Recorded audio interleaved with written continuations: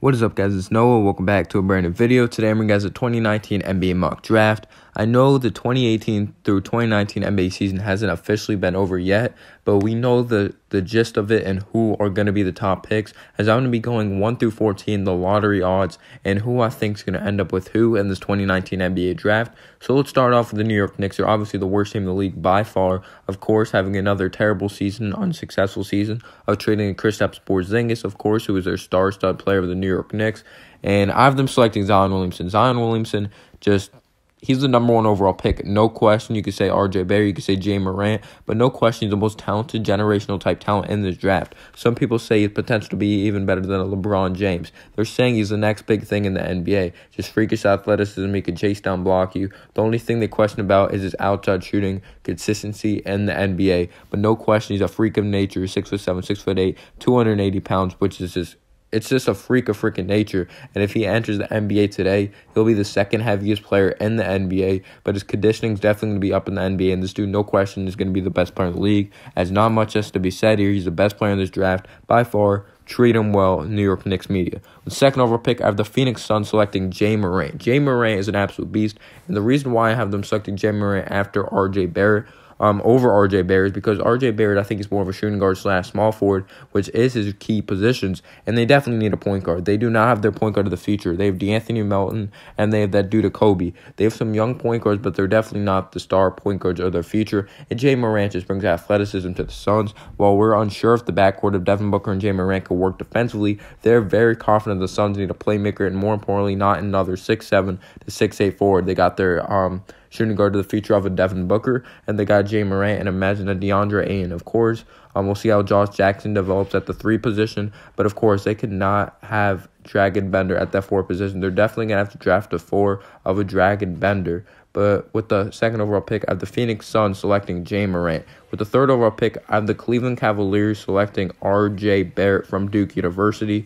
They just lost LeBron to LA last year, and they're still looking for that star. While R.J. Barrett definitely has his deficiencies, he struggles on the defensive side of the basketball. Sometimes he's not always engaged. He has that sleepy face, which reminded me of a little of a Tracy McGrady, but he's very athletic. The only thing I knock on him is he consistent enough from downtown?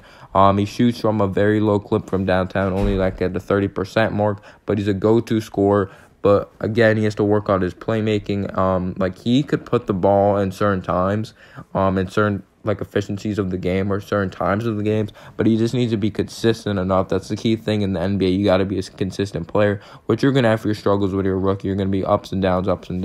And once a dude could be consistent in the NBA, I think he'll be an absolute beast. He reminds me of James Harden with that Euro step. He'll be nasty in ISO situations. He can get to the basket. I just think he's a fantastic NBA player. He'll be a fantastic NBA player, and I think it'd be awesome for the Cavs. The only thing I'm scared of, if you're a Cleveland Cavaliers fan, there's going to be no ball movement. There might be a lot of ball domination because Colin Sexton's not the greatest playmaker. R.J. Barrett, until he improves, he's not going to be the greatest playmaker. And they're both going to want the ball in their hands. They're both going to want the basketball in their hands in certain situations. So there might be a lot of ISO situations, and I don't know how that's going to fit in. But they're going to go best player available of an R.J. Barrett. And, of course, he's the godson of Steve Nash, so he's definitely going to get some tips. With the fourth overall pick, we got the Chicago Bulls selecting DeAndre Hunter. Chicago got their front court of the future in Lauri Markkanen and Wendell Carter Jr., who's been out with injuries like a lot lately, but he's shown tons of promise being a double-double machine. He's a solid shot blocker. Zach LaVine has been an awesome scorer this year, and they need some wing depth that can provide some defensive assistance. That's what DeAndre Hunter could do. Ja Morant would have been the pick here to fill a desperate need for a playmaker, but he's gone. So Hunter makes sense. He's a go-to scorer. Once he knocks down that 3 consistently, he's going to be deadly in the NBA, and I think he'll fit in perfectly with the Chicago Bulls. He's a humble player, and he just works his tail off every single practice and every single game. With the fifth overall pick, we got the Atlanta Hawks selecting Jarrett Culver. The Hawks will be lucky if Jarrett Culver falls this far, but I think Jarrett Culver is an absolute beast from Texas Tech. This man's athleticism, he has potential to be a great three-point shooter, but he's been struggling from beyond the arc, but he's an athletic freak. He hustles, his ability to get after his own rebound. He's a great second jump, but what he does, they aren't letting him pass. He's a two-way stud who just continues to increase his bag. Every time he steps on the court, this dude just has potential to be an amazing NBA player for the Atlanta Hawks. And with the Trae Young, with the John Collins pairing him up, with the development of even Alex Len if they hold on to him. And I love that kid. as well of Kevin Huerter. That dude could shoot the basketball. With the 6th overall pick, I have the Atlanta Hawks via Dallas. I have a trade coming. I think there's going to be a trade coming. And I have them selecting Jackson Hayes. Here we have the Hawks again, and they're going to need a big. John Collins and Jackson Hayes would be an awesome front court for the future. Trae Young with a Kevin Huerter, with a Jarrett Culver, with John Collins, and even Jackson Hayes. Cease. That's gonna be That's just gonna be crazy. Like, oh my God, Trae Young, Kevin Huerter, Jarrett Culver, John Collins, Jackson Hayes. That's gonna be an amazing feature long term. You think the Suns are starting to get their thing going, but I think the Hawks could translate that into winning basketball games because they play in a weaker Eastern Conference. With the 7th overall pick, I have the Memphis Grizzlies selecting Cam Reddish. The thing with Cam Reddish, a lot of people hated on Cam Reddish.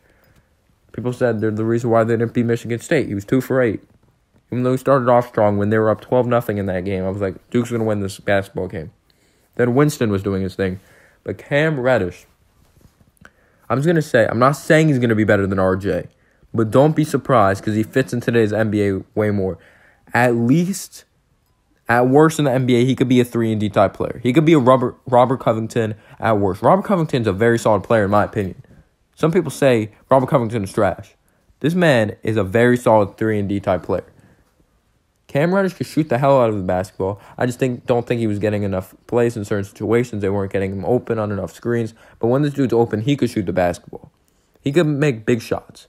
Cam Reddish hasn't progressed this year as we'd hope, like I mentioned, and they like to see him falling in the draft. He might be falling in the draft.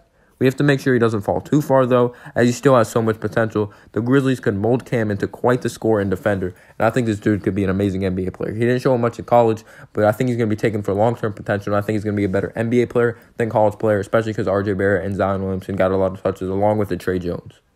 With the 8th overall pick, I have the New Orleans Pelicans selecting Son Bol. He might be the next unicorn. This dude could shoot the 3. He's nice in the post. He's nice handles for his size. He's a 7-footer. I would say 7'1", 7'2". The Pelicans are going to lose Anthony Davis this summer, most likely. That much is clear right now. Julius Randle has been awesome, and pairing him with one of the best shooting bigs we've ever seen come out of college would make the loss of AD hurt a little less. Of course, he had that injury. People worry about his durability and his past history. Will he be able to put on weight due to Bol? Because sometimes you could put on weight. You could work out so much, but you're not able to put on that weight. Depends on your past history of your family. But I think Bol's going to be one hell of a basketball player. He can shoot the 3 very well. I worry about his release point, how he's going to get it off in the NBA. But I think he's going to be a ridiculously great NBA player. And I think he'll be a great just replacement for Anthony Davis. With the 9th overall pick, I have the Washington Wizards selecting Darius Garland.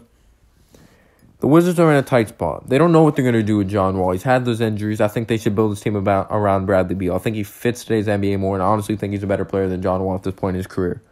They have John Wall leading the charge for the next few years with that extension, which I did not agree on that contract, but he most likely won't play next year because of a torn Achilles he hurt at home. Darius Garland could fill in, learn from Wall, and be the shooter that Wall never turned out to be. And I think Darius Garland could be one hell of a basketball player, taken for long-term potential. With the 10th overall pick, I have the Los Angeles Lakers selecting Kobe White from North Carolina, the leading scorer in North Carolina history, passing Michael Jordan.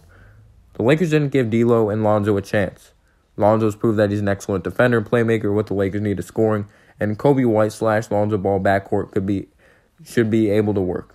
D'Lo and Lonzo, they just rushed D'Lo out of here because of the whole snitch situation. He's balling in Brooklyn, and they might regret it later on. We never got to see Ball and D'Lo, so we might see Kobe White and Lonzo Ball backcourt should be able to work. With the 11th overall pick, I have the Minnesota Timberwolves selecting Keldon Johnson from Kentucky. I love this kid. Keldon Johnson's one of the most NBA-ready wings.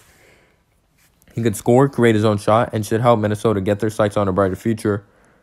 They need improved three-point shooting. Derrick Rose might most likely be given a bigger contract elsewhere, and Keldon could fill that scoring void Rose will be leaving behind, if it's as a six-man role or in the starting lineup. With the 12th overall pick, I have the Charlotte Hornets selecting Romeo Langford. I like his athletic freaking nature. Charlotte Hornets are certainly in a precautious situation. Kevin and Jeremy Lamb are in contract years, and it's hard to say where either of them will end up. This seems like a best available pick at this point, and the best available would be Romeo Langford. With the 13th overall pick, I have the Miami Heat selecting Nickeil Alexander-Walker. The Miami Heat have a promising young talent, Justin Winslow, who's really improved at the point guard position, changing his position. He's been a stud running the point. Bam has been great in the middle, and Josh Richardson has taken another step forward this year. and throwing in NAW as a 2 who could shoot off some off-ball action, and this team will continue to have a bright future. Finally, with the 14th overall pick, Boston Celtics via Sacramento Kings. I have them selecting Nasir Little. The Boston Celtics have a ton of talent and have had 3 first-round picks this year. You would think that they wouldn't need much help in terms of talent, but they're potentially losing a lot of their depth this summer. Nasir Little will need some time to put it all together, but he could provide some help on defensive immediately and could one day turn into quite the player. At one point, he was compared to a Kawhi Leonard. They thought his potential was going to be this great, but he's been struggling for North Carolina. But long-term, this kid could be really good if he learns to knock down the three-point shot. But I appreciate you guys for watching, and click the subscribe button if you haven't already. Smash the like button, and I'm out, guys. Peace out.